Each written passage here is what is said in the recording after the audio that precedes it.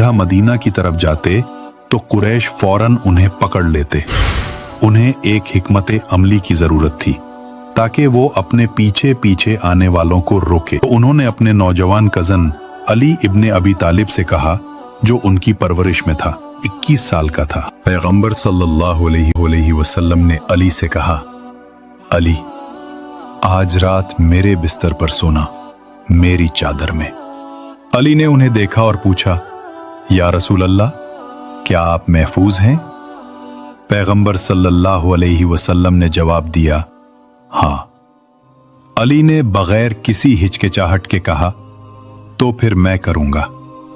पैगंबर सल्लल्लाहु अलैहि वसल्लम ने अली से कहा, मक्का में कुछ दिन ठहरो, लोगों की अमानतें वापस कर दो, फिर मदीना मेरे पास आ जाना।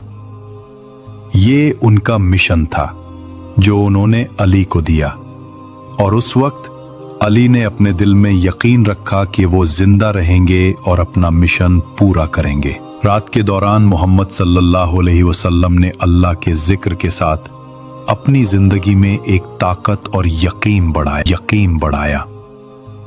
जब वो घर के अंदर आए, उनका दिल सुकून में था, अल्लाह की मदद के साथ।